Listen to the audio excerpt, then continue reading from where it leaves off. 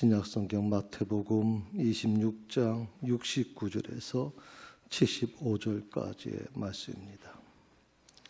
제가 갖고 있는 성경에는 48면 정도 있습니다.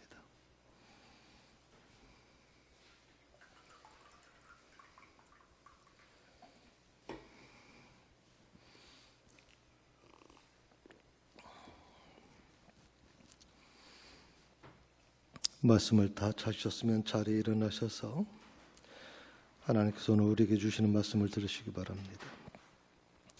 베드로가 바깥들에 앉았더니 한 요정이 나와 이르되 너도 갈릴리 사람 예수와 함께 있었도다 하거늘 베드로가 모든 사람 앞에서 부인하여 이르되 나는 내가 무슨 말을 하는지 알지 못하겠노라 하며 안문까지 나아가니 다른 요정이 그를 보고 저기 있는 사람들에게 말하되 이 사람은 나사렛 예수와 함께 있었도다 하며 베드로가 맹세하고 또 부인하여 이르되 나는 그 사람을 알지 못하노라 하더라.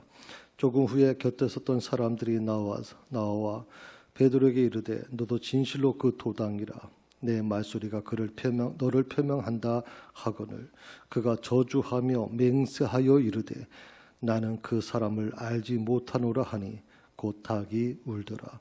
이에 베드로가 예수의 말씀에 닭 울기 전에 내가 3번 나를 부인하리라 하심이 생각나서 밖에 나가서 심히 통곡하니라. 이것이 하나님의 말씀입니다. 네, 앉으십시오.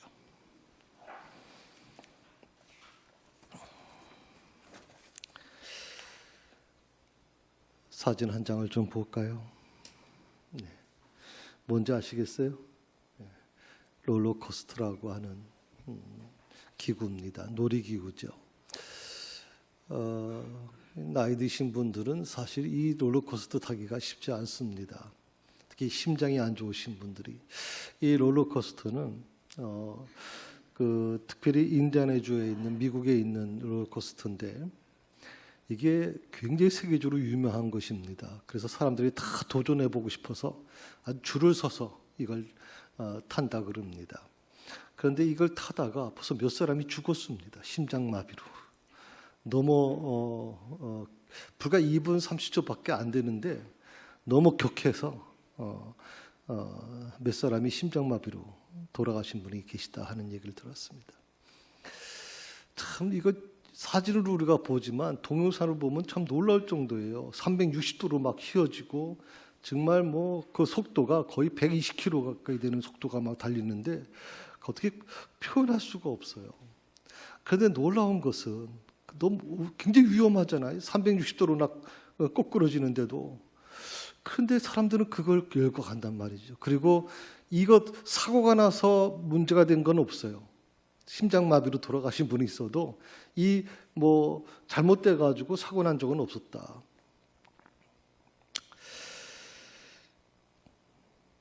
궤도 안에 있을 때는 사람이 360도로 거꾸로져도 그렇게 해서 120km 달려도 멀쩡하더라. 근데 문제는 뭐냐면 궤도에서 이탈되면 그때는 심각해지는 거예요. 이 열차에 탔던 사람도 살아남기가 쉽지 않아요. 궤도라는 게 그만큼 중요한 거예요. 지탱해주는 힘. 그러니까 이 열차가 궤도 안에 있을 때는 아무런 걱정하지 않아요. 두려워할 필요도 없어요. 문제는 궤도 밖으로 나갈 때가 문제가 되는 거죠. 오늘 저는 말씀을 여러분과 같이 나누면서 특히 예수님의 수제자였던 이 베드로에 대한 부분을 좀 나누고 싶어요. 그것은 왜 이 베드로가 예수 신앙이라는 궤도에서 왜 이탈될 수밖에 없었는지, 그리고 예수 신앙의 그 궤도에서 이탈된 이 베드로가 어떻게 변할 수밖에 없었는지, 그 부분에 대한 부분을 좀 여러분과 같이 나누고 싶습니다. 베드로가 어떤 사람입니까? 한 5가지로 생각해 봤어요. 첫 번째는 물 위를 걷는 놀라운 체험을 했던 주인공이죠. 마태복음 14장에 보게 되면 예수님께서 오라 그래서 물 위를 걸어가지 않습니까? 아마 제가 역사상 물 위를 걷는 사람 별로 못 봤어요. 그러니까 이 베드로라는 사람은 참 대단한 사람이라는 거죠. 두 번째 뭡니까? 가이사랴 빌립보에서 위대한 신앙 고백을 합니다. 주는 그리스도시요 살아계신 하나님의 아들이십니다. 그런데 사람들은 생각할 때 그렇게 생각할 수 있어요.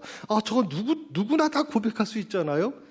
뭐 그게 고백이 특별한 고백이라고 이렇게 대단하다고 얘기하십니까? 아니요. 예수님께서 뭐라 그랬습니까? 이 고백을 들으시고 이 고백은 내가 한 게 아니다. 하나님께서 내 입을 통해서 하신 거다라고 말씀하실 정도예요. 이 고백은 사람이 함부로 하기 쉽지 않은 고백이에요. 어떻게 보면 최초로 이 고백을 해요. 주는 그리스도시요 살아계신 하나님의 아들이십니다. 이 고백을 한 사람이 바로 베드로예요. 그리고 요한복음 2장 11절에 보게 되면 물이 포도주로 변하는 것을 목격해요. 그 물이 포도주로 변하는 것을 본 사람은 극히 제한된 제자들과 그걸 날랐던 하인들 외에는 아무도 몰라요. 그런데 이 베드로가 그것을 눈으로 목도하죠. 또 요한복음 11장 44절에 보게 되면 죽은 나사로가 죽은 사람이 살아나는 것을 보게 되죠. 그것도 죽어서 4일 내서 온몸에 냄새가 나고 진물이 막 흐르는 이미 몸이 썩어 들어가는 이 사람이 살아나오지 않습니까? 감옥 안에서 그 무덤 안에서 걸어 나온단 말이죠. 그걸 누구보다도 눈으로 똑바로 봤던 사람이 바로 베드로입니다. 다섯 번째로 마태복음 4장 20절에 보게 되면 주님이 부르실 때 모든 것을 버리고 쫓았죠. 우리 본문의 말씀에 보면 뭐 그물을 버려두고 하는 말이에요. 그물.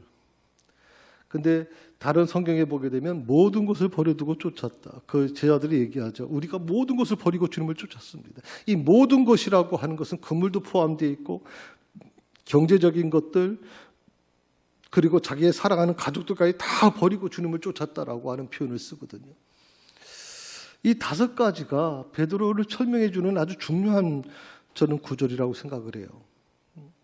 그런데 특별히 이 첫 번째와 두 번째 이 다섯 가지는 모든 제자들이 다 다섯 가지 중에 세 번째, 네 번째, 다섯 번째는 뭐 제자들도 다 겪었던 건데 첫 번째, 두 번째 무리를 걷는 것과 그리고 가이사랴 빌립보에서 했던 위대한 신앙 고백은 오직 베드로만이 했던 거예요.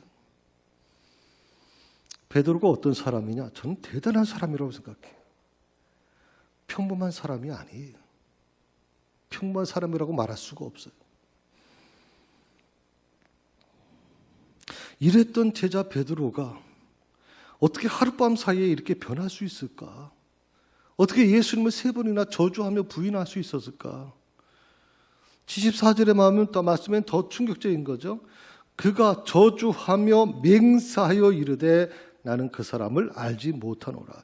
저주하며 맹세하여. 저주하는 것도 힘든데 거기서 그 저주를 또 맹세까지. 그리고 더 충격적인 게 뭐예요?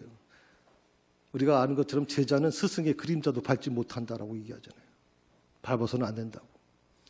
그런데 그렇게 사랑해줬던, 그렇게 자기를 어떻게 보면 수제로 만들어주고 그렇게 이 베드로를 아껴주셨던 스승이었던 예수님을 그 사람이라고 하는 표현을 써요. 그 사람. 저는 사람이 변하면 참 이렇게 무섭구나. 사람이 변하면. 언제는 뭐 주님을 위해서 제 목숨을 다 내놓겠다고.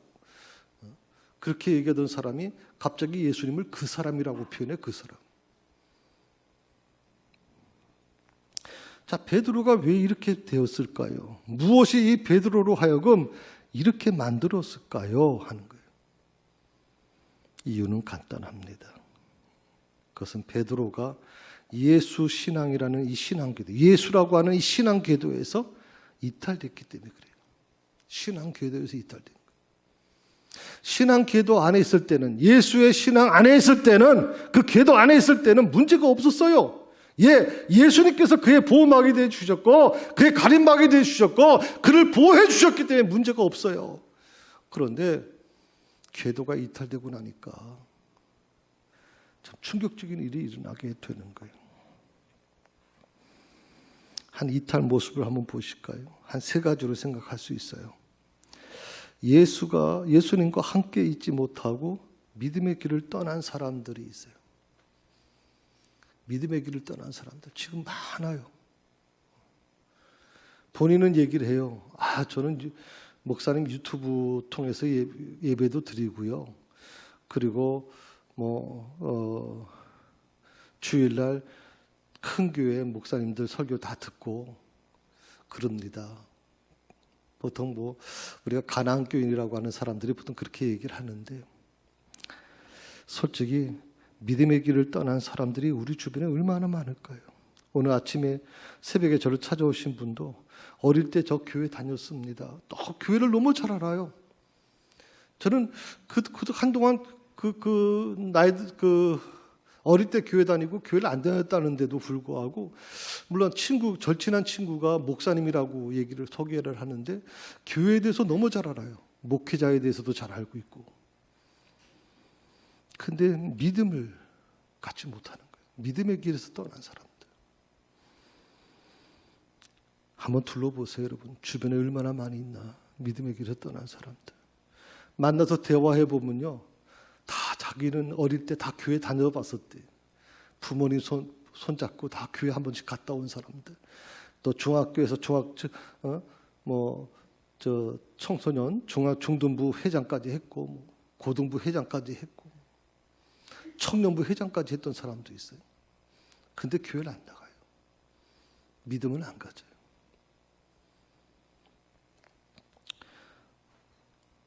끝까지 예수님 곁에서 자신의 자리를 지키지 못한 사람들이 얼마나 많은지 몰라요. 결국 이 욕망을 위해서, 자신의 욕망을 위해서 신앙을 포기해버린 사람들, 이런 사람들이 지금 주변에 넘쳐나고 있어요.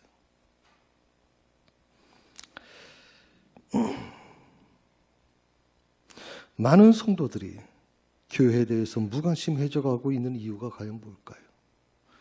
신앙이 점점 무감각해져가는 이유가 과연 뭘까요? 믿음이 식어졌기 때문에 그렇죠. 믿음이 식어졌기 때문에 그래요. 그리고 두 번째로 주님의 마음이 없는 싸늘함이 있기 때문에 그래요. 따뜻한 곳에는 사람들이 모여들어요.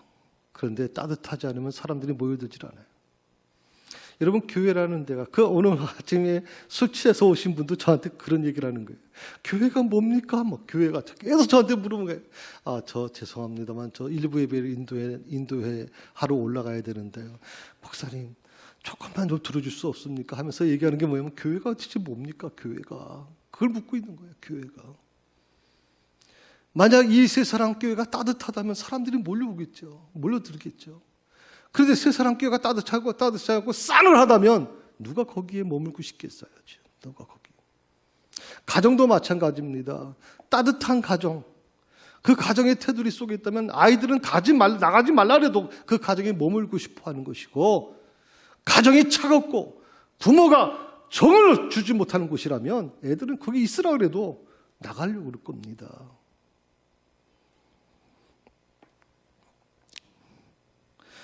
자, 믿음이 식어진 모습들이 뭘까요? 주님의 마음이 없이 싸늘한 모습들이 과연 뭘까요? 사람이 죽어도요, 눈 깜짝하지 않아요. 사람이 죽어도 눈 깜짝하지 않아요. 저는 죄송합니다만 이 선거 보고서 참 실망했습니다. 하나님을 믿는 사람들이 이 지역 감정에 빠져가지고 어떻게 이렇게까지 하나, 이념 감정에 빠져서 이렇게까지 가나 대체 교회들이. 정말 난 정말로 실망이거든요. 대체. 여러분 생각해 보십시오. 지난번에도 말씀드렸지만 우크라이나의 한쪽에서는 눈물로 기도합니다. 이 조국을 구해달라고. 아들 피 묻은 자식을 끌어안고 막 엉엉 울면서 막 하나님께 기도하고 있어요. 그런데 똑같이 하나님을 믿는다고 하는 러시아 종교의 대주교는 이 전쟁은 신이 원하는 것이다. 하나님이 원하시는 전쟁이다. 가서 싸우고 전멸시키라고 얘기한단 말이죠. 그 러시아 대종교 대주교가. 그 앞에서 푸틴은 성호를 긋고 있고 지금. 이게 하나님 믿는 사람들이 어떻게 이런 짓을 할 수 있을까요? 하나님 믿는 사람들이 지금.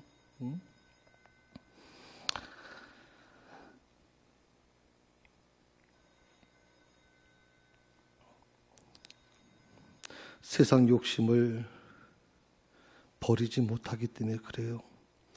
우리가 이 부자 청년에 대해서 나는 부자 청년과 다를 거야 라고 생각할지 모르지만 부자 청년하고 다 우리가 너무 닮았다고 생각해요. 더 닮아가고 있다고 생각을 해요. 여러분. 부자 청년하고. 세상 욕심 버리지 못하는 거죠. 세상 욕심.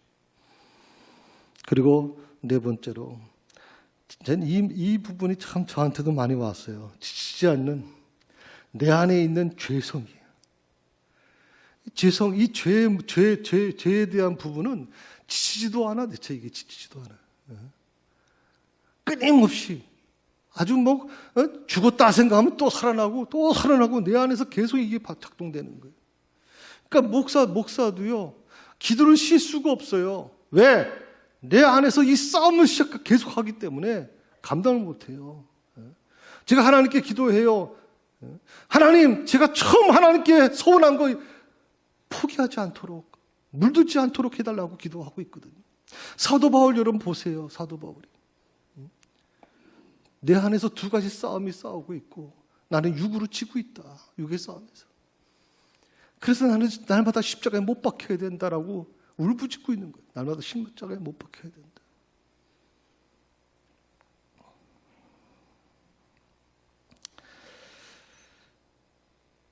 사진 한 장을 좀 볼까요? 네.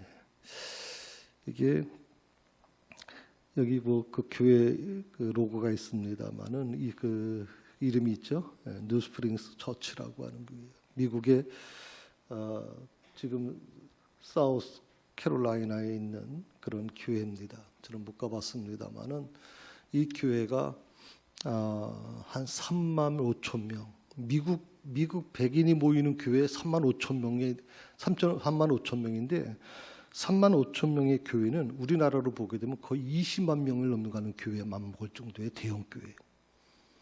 어마어마한 교회거든요. 지금. 여기 담임 목사예요. 이분이 페리 노블 목사님인데 이분이 그 해방이라고 하는 책을 썼는데 이 해방이라는 책에서 이렇게 충고하고 있거든요.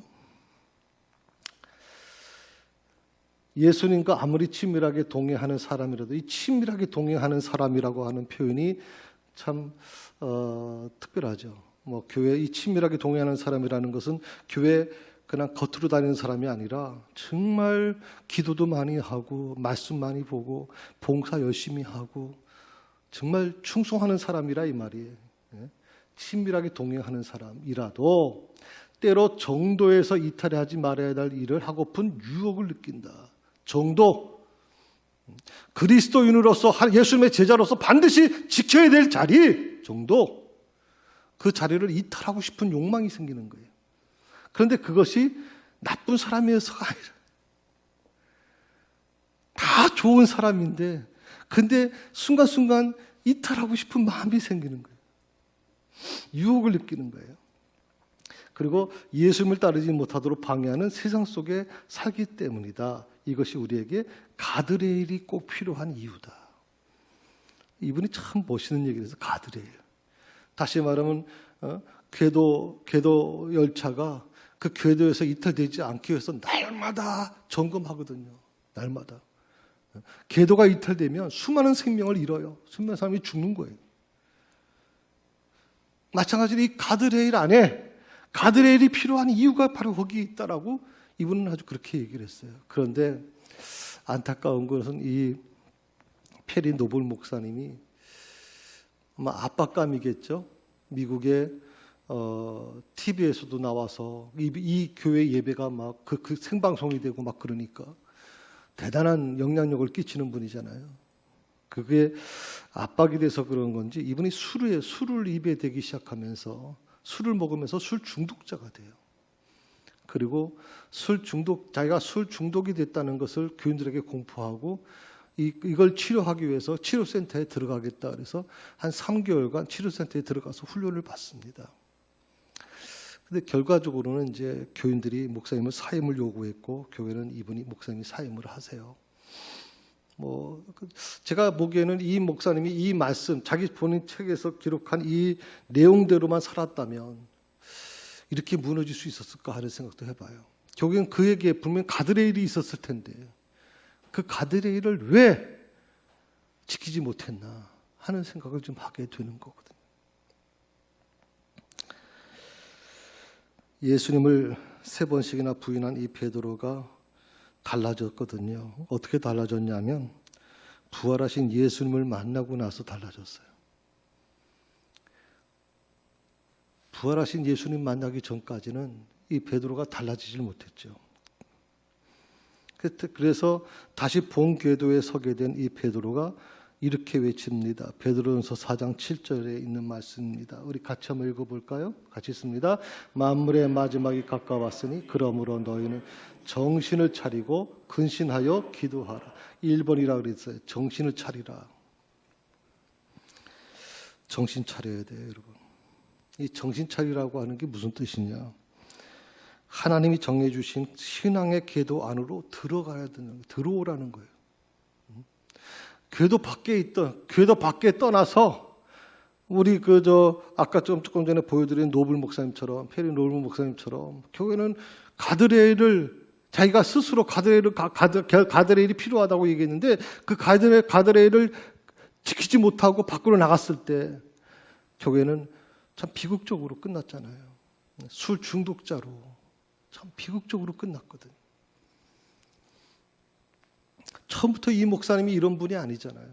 정말 신령했던 분이고 정말 수많은 사람이 그분의 설교 속에 감동을 받고 그렇게 했던 목사님이 어떻게 술 중독자가 될 수 있느냐 할 정도잖아요. 오늘 여기 마찬가지입니다. 정신 차리지 않으면 안 돼요. 여러분 정신 차리지 않으면. 이 정신 차린다라고 하는 것은 신앙의 궤도 안으로 들어가는 거예요. 신앙의 궤도 안으로. 그 궤도 안으로 들어가야만 이 문제가 해결될 수 있단 말이죠. 부활하신 주님 만나기 전에 베드로의 과거를 보면 그는 예수님을 열심히 따라다니기는 했어요. 정말 열심히 따라다니고 자기가 뭔가 주님에게 도움이 될 거라고 생각을 했어요. 그런데 예수님 안에 들어가지는 못했다. 결론은 그거예요. 예수님 안에 들어가지는 못했다. 그런데 오순절 성령 체험을 하고 나서 이 베드로가 바뀌어진 이유가 뭐냐? 예수님 안으로 들어가기 시작한 거예요. 예수님 안으로. 그리고 예수님 안에 들어갔더니 어떻게 돼요?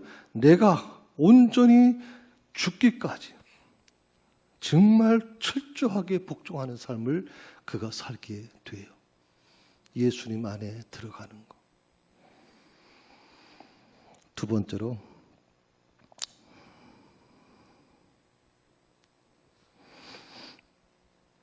근신하여 기도하라 하는 말씀을 주셨잖아요. 근신하여 기도하라. 신앙의 본 궤도에 선 베드로가 우리들에게 성도들에게 두 번째 하는 권면은 근신하는 거, 기도하는 거예요. 근신하여서 기도하려면 어떻게 되느냐? 한 3가지가 필요해요. 첫 번째가 뭐냐면 절제예요. 반드시 필요한 게 절제예요. 이 성령의 열매 9가지 열매가 있잖아요. 그 여기 쭉 나옵니다. 사랑과 희락과 화평과 쭉 나오는데 맨 마지막에 그 중간에 뭐가 있냐면 절제라는 게 있어요. 절제. 근데 신앙생활도 마찬가지예요, 여러분. 기도 열심히 하는 건 물론 중요하죠. 은사 체험하는 거 중요합니다. 그런데 절제가 안 되면 어떻게 돼요? 심각해지는 거예요. 교회 열심히 봉사하는 거 중요해요, 여러분. 그런데 내 자식들 버려두고 교회 열심히 하는 거 주님이 원하시는 거예요? 아니죠, 여러분. 그렇게 주님이 원하시는 게 아니란 말이에요. 신앙생활에 가장 중요한 게 뭐냐면 절제라고 하는데 이 절제가 안 되면 굉장히 위험해져요. 이게 국어사전에 백과사전에 나온 겁니다. 어느 기준으로 정한 선을 넘지 않고 적절히 조절해 제한하는 것이다.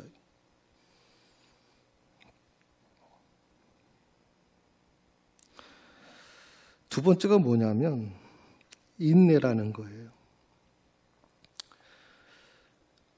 일반적인 사전에는 괴로움이나 어려움을 참고 견디는 거라 이렇게 얘기를 하는데 인내. 모세가요 40년 동안 애굽의 그 왕궁에서 자랍니다. 공주의 아들로. 만약에 모세가 그렇게 계속 자랐다면 40살이 됐잖아요. 그 40살이 되고 나서 얼마 있다가 자기 어머니 공주가 자기를 키웠잖아요. 근데 그 공주가 이제 애굽에는 이집트는 가족 간에 결혼을 했어요. 근친상간 결혼이에요. 그래가지고 결혼을 했는데 그 남편이 죽어요. 그러면서 왕후가 돼요. 모든 이집트의 권력을 한순에 틀어져요. 자식이 없어요, 모세 외에는. 그러니까 결론은 뭐예요? 모세가 강력한 힘으로 이집트를 움켜쥘 수 있는 힘이, 기회가 온 거예요. 놀랍잖아요. 그런데 모세가 그걸 참지 못하죠. 40세에 자기 식대로 해결하려다가 교회는 어려워요. 하나님께서 그 모세를 미디안 강류로 보내셔서 40년을 훈련시켜요. 그 훈련에 다른 훈련 시킨 거 아니에요. 40년 동안 계속 양이나 치는 게 무슨 훈련이겠어요? 그 훈련의 가장 기본이 뭐예요? 인내하라는 거예요. 인내하는 거. 인내가 준비되지 않은 자가 애굽 왕궁의 화려한 훈련을 받아서 능력받아서 움직이는 거, 하나님이 원하시는 건 그게 아니란 말이죠. 여러분, 신앙생활에 가장 중요한 게 뭐냐? 인내입니다. 목회가 뭐냐? 제 후배 목사들이 와서 목회가 뭡니까? 라고 물어보면 전 딱 한 가지 얘기해요. 인내다. 인내.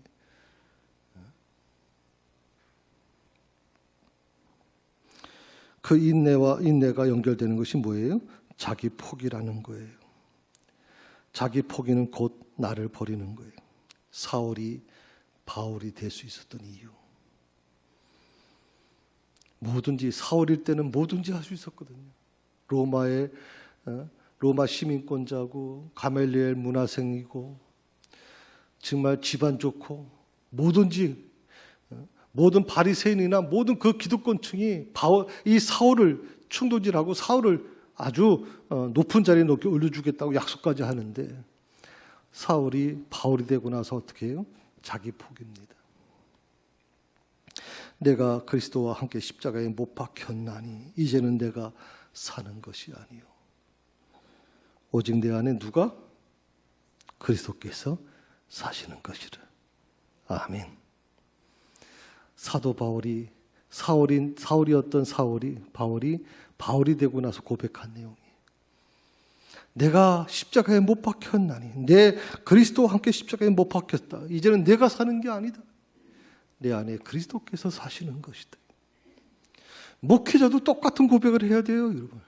내가 사는 게 아니라 그리스도께서 사시는 것입니다. 저는 정말 죄송합니다. 정말 마음이 아픈 이유가 뭐냐면, 왜 목회자들이 교회가 작았을 때는 정말 말씀대로 선포하고 나서 왜 교회가 커지면 전부 다 세습하고 왜 전부 다 자기 식대로 해석하는지 이해가 안 가거든. 이해가 안 가, 정말. 주님이 난 통곡하실 것 같아. 주님이 정말 이거 보면 하여튼.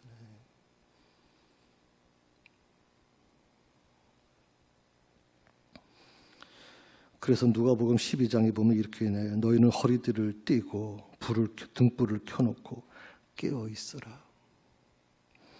골로새 4장에도 마찬가지예요. 기도를 무시로 하고 깨어 있어라. 깨어 있어라. 우리가 사는 이 시대는 정말 깨어 있어야 돼요. 잠자면 안 돼요. 영적으로 잠자면 안 돼요. 요즘에 뉴스를 보면서 가장 마음이 아픈 게 뭐냐면, 온전한 가정이 별로 없어요. 가정이 참 파괴되는 모습들을 많이 우리가 봐요. 부부 간의 가정이 파괴되는 거, 부모 자식 간의 가정이 파괴되는 거, 정말 뉴스만 틀었다 하면 전부 다 그런 말들이에요. 너무도 안타깝죠. 국가를 이루는 가장 기본이 가정인데, 가정이 파괴되는 것이 너무나 빈번하면, 우리나라가 이게 정식적인 나라인가 하는 생각이 들 때가 있다고. 가정을 회복시켜야 돼요. 가정이.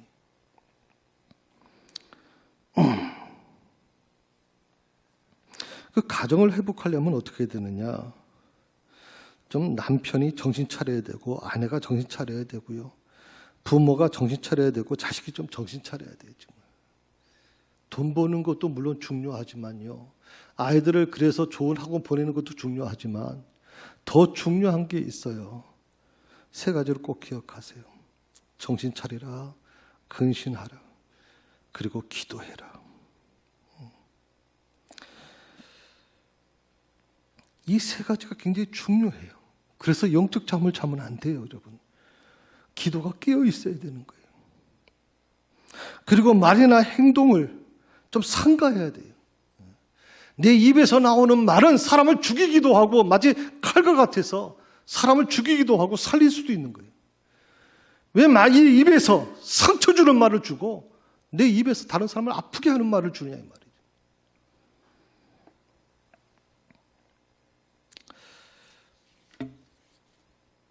특별히 이 근신하라라고 하는 말의 뜻이 이제 헬라어 뜻이 참 재미있어요.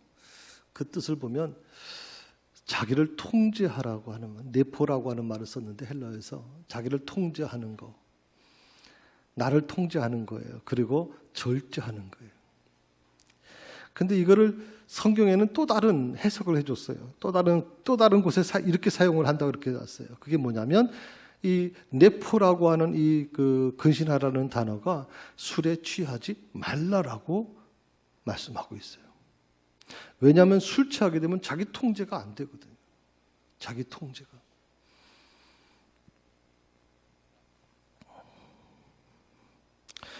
단순히 술 취하지 않는 것만 자기 통제냐? 그건 아니죠. 여러 가지가 있겠죠. 특별히 게임 중독하는 거. 게임 중독이 요새 뭐 여러분 자녀들이 게임을 하는 거에 대해서 좀 이렇게 심각하게 받아들이는 분도 계시지만 저는 우리 언론에서요, 지금 TV에서 또 뭐라 그러나요? 무슨 그 연예인들이 아주 그 게임을 하는 것을 당연하게 받아들이는 사람들이 있어요. 밤새도록 게임을 한대, 밤새도록. 이 게임이 중독되면요, 거기서 빠져나오지는 못해요. 상당히 심각하다고. 또 사치와 허용을 절제해야 돼요. 우리나라가요, 아무리 경제가 발전해서 전 세계 경제 대국이죠. 10위권에 들어가는 경제 대국이다. 근데 이렇게 갑작스럽게 그 성장한 나라는요, 뭐가 문제가 있는지 아세요? 우리나라하고 거의 비슷한 나라가 중국이에요. 대표적인 게 뭡니까? 명품이 어마어마하게 팔리는 나라예요. 명품이. 가방 하나가 1,000만 원, 2,000만 원짜리가 막 없어서 못 살 정도로 전 세계에서요, 우리나라 너무 잘 팔려가지고 다른 나라 프랑스에서 파는 것보다 우리나라가 거의 100배 이상으로 비싸게 파는데도 없어서 못 팔아요. 없어서. 제정신이 아닌 사람들이 많아요. 지금 제정신이 아닌 사람. 그 말은 우리 사회가 빈부의 격차가 너무 커졌다는 거예요. 돈을 쓸 데가 없으니까 그렇게 쓰는 거고, 못 가진 사람들은 오늘 아침에 오신 분들처럼 죽고 싶다 할 정도의 고통 속에 살아가는 사람들이 있는데, 우리 사회가 너무 이분화된 속에서 지금 우리 사회가 망가져가고 있단 말이죠. 이거 여러분 정말 통제할 수 있어야 돼요. 자기 절제를 해야 되죠. 불평과 원망도 마찬가지겠죠. 나라에 대한, 대통령에 대한 불평, 원망, 어떤 이런 것들이 너무 극심하게 지금 우리 사회를 지배하고 있다. 여러분, 사탄은 말세가 되면 될수록 뭘 하는 줄 아세요? 가정을 파괴시켜요. 교회를 파괴시킨다고. 이 사탄의 영적 공격은요, 정말 교묘하고 맹렬합니다. 이건 우리 힘으로 당해낼 수가 없어요. 당해낼 수가 없어요. 그래서 마지막 때 내가 할 일이 뭐냐? 가정을 지켜야 돼요. 교회를 지켜야 돼요. 이건 전 굉장히 중요하다고 생각을 해요. 좀 부족해도 괜찮아요. 좀 부족해도 괜찮아요. 정말 교회를 지키고 가정을 지키는 사람들을 하나님은 반드시 그들을 축복해 주실 거라고 저는 믿어요.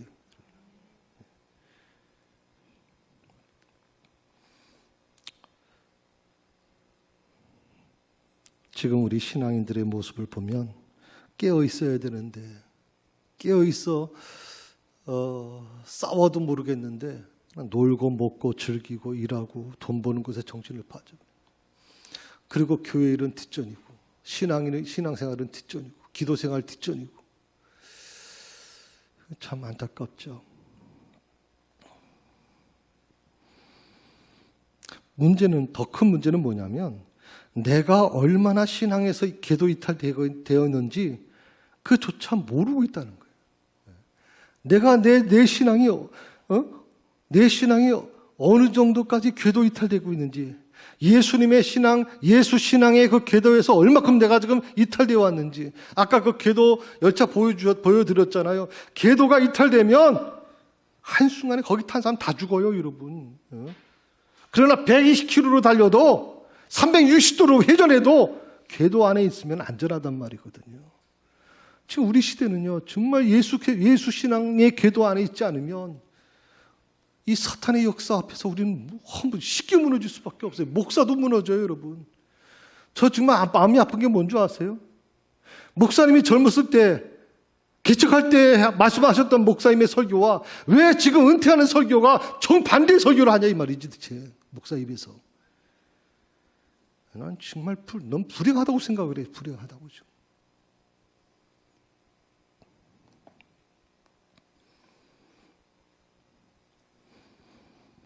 베드로는 베드로후서 3장 12절에서 13절에서 우리에게 이렇게 용기를 주고 있습니다. 베드로가 이 말씀을 하고 나서 이제 십자가에 달려 죽죠. 마지막 유언처럼 하는 말이에요. 그 말씀을 제가 좀 같이 읽어보았으면 좋겠습니다. 자, 같이 읽습니다.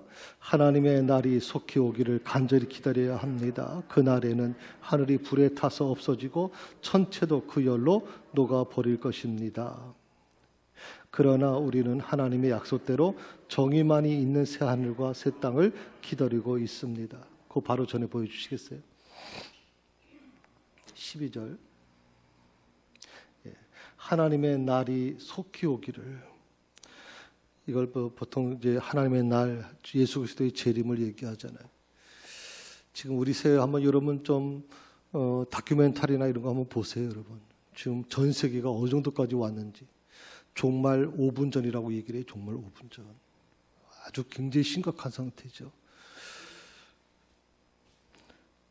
눈이 와야 될 곳에 비가 오고, 비가 와야 될 곳에 눈이 오는 획기적인, 너 상상도 못하는. 바로 옆에 있는 일본에 또다시 지금 지진이 일어나가지고 7.2 지진이 또 일어나고 온 세계가 지금 난리예요, 난리. 코로나 바이러스로 인해서 난리고. 누가 그런 얘기를 합니다. 이 코로나 바이러스가 끝나면 또 어떻게 나올까? 우리 이미 메르스라든지 다 겪어봤는데 또 어떤 바이러스가 나와서 나올 때마다 더 강해지잖아요, 지금. 또 얼마나 많은 이 고통을 이 땅에 주겠는가 하는 얘기를 하잖아요. 우리가 할 수 있는 힘이, 우리가 할 수 있는 게 뭐가 있겠어요? 메르스 할 때만 해도 이제 방역이라든지 충분히 다 준비해서 걱정 없다고 얘기했는데 코로나 앞에서 완전히 무너져 버렸잖아요, 지금 완전히. 자, 주님의 재림할 날을 바라보고 간절히 사모하는 거, 간절히 기다리는 거. 왜?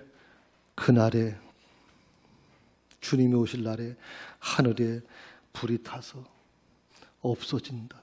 천체도 그 열로 녹아버릴 것이다. 결국 이 지구가 다 무너지게 될 거라고 얘기하고 있거든요. 그런 시대를 우리 향해서 지금 가고 있어요. 우리가 바라볼 수 있는 건 새 하늘과 새 땅이에요. 하나님이 우리에게 주신, 믿는 자에게 주신 축복, 새 하늘과 새 땅을 바라보며 희망을 갖습니다. 성도 여러분, 여러분은 지금 어디를 향해 달려가고 있습니까? 새 하늘과 새 땅을 바라보시기를 주의 이름으로 축원합니다. 기도하십시다. 주님, 저는 실패한 베드로보다 괜찮을 거라 장담할 수 없습니다. 제 믿음에 어떤 확신도 할 수 없습니다. 그래서 주님의 도우심을 바랍니다. 어떤 상황에서도 주님의 사랑이 두려움과 공포를 이겨주시길, 그래야 제가 주님의 존재를 부인하지 않기를 바랄 뿐입니다. 주님, 제 믿음을 붙드시고 믿음의 믿음을 더하여 주옵소서. 예수님의 이름으로 기도드립니다. 아멘.